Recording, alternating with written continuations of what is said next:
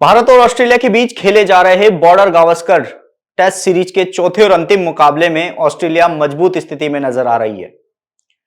आपको बता दें कि बॉर्डर गावस्कर ट्रॉफी में इस बार जो 3 मुकाबले खेले गए हैं वो तीनों ही मुकाबले 2.5 दिन में पूरे हो गए। तीनों ही मुकाबलों में जो स्पिनर्स थे उन्होंने अपनी गेंदबाजी से कहर बरपाया।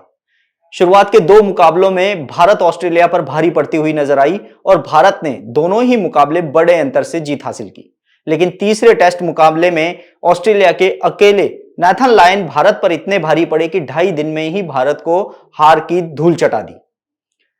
चौथा मुकाबला खेला जा रहा है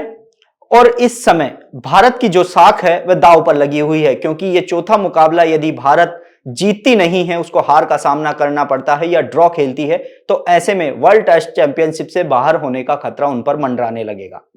ऑस्ट्रेलिया के कप्तान स्टीव स्मिथ ने टॉस जीतकर पहले बल्लेबाजी का फैसला लिया और ऑस्ट्रेलिया का यह फैसला काफी हद तक सही साबित होता हुआ नजर आया। ओपनर ट्रेविस हेड और उस्मान ख्वाजा ने ऑस्ट्रेलिया को एक मजबूत शुरुआत दी और पहले विकेट के लिए 61 रनों की साझेदारी की। ट्रेविस हेड के आउट होने के बाद लैबुशने और इसके बाद पीटर हैंड्सकॉम्ब के विकेट जल्दी गिरे, लेकिन स्टीव स्मिथ और उस्मान ख्वाजा ने एक बार फिर से अच्छी साझेदारी करते हुए ऑस्ट्रेलिया को मैच में कमबैक कराया। स्टीव स्मिथ के आउट होने के बाद क्रीज पर आए कैमरून ग्रीन और उस्मान ख्वाजा ने ऑस्ट्रेलिया को संभलते हुए आगे बढ़ाया और दोनों ने 200 रनों से ज्यादा की पार्टनरशिप करी।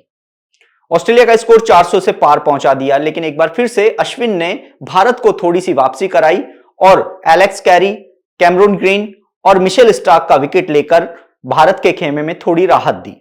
लेकिन अहमदाबाद की पिच पर खेला जा रहा यह मुकाबला किसी मायनों में पूरी तरीके से बल्लेबाजों के पक्ष में नजर आ रहा है।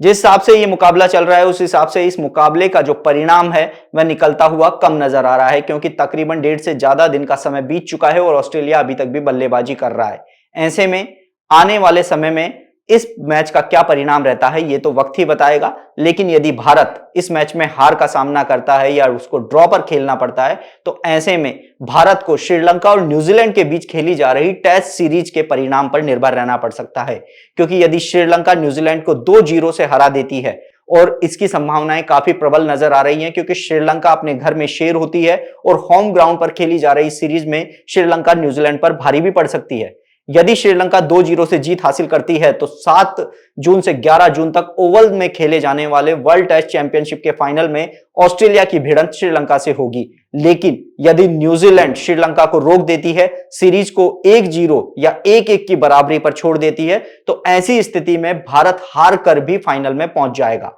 यानी कि अगर बात की जाए जो पहला वर्ल्ड टेस्ट चैंपियनशिप हुई थी उसमें भारत ने जगह बनाई थी और उसका मुकाबला न्यूजीलैंड से फाइनल में हुआ था, लेकिन फाइनल में न्यूजीलैंड ने भारत को हराते हुए पहली वर्ल्ड टेस्ट चैंपियनशिप पर कब्जा जमाया था। ऐसे में अब अहमदाबाद में खेली जा रही इस पिच पर जो बल्लेबाजों के लिए पूरी तरीके से अनुकूल मानी जाती है और वो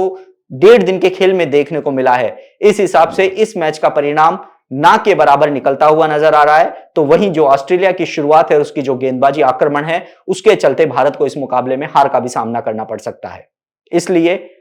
भारत जहां अहमदाबाद में थोड़ा कमजोर नजर आ रहा है तो अब उसकी नजरें श्रीलंका और न्यूजीलैंड के मैच पर भी टिकी हुई हैं। आप देख रहे हैं स्पोर्ट्स चौक और मैं हूं ललित वर्मा।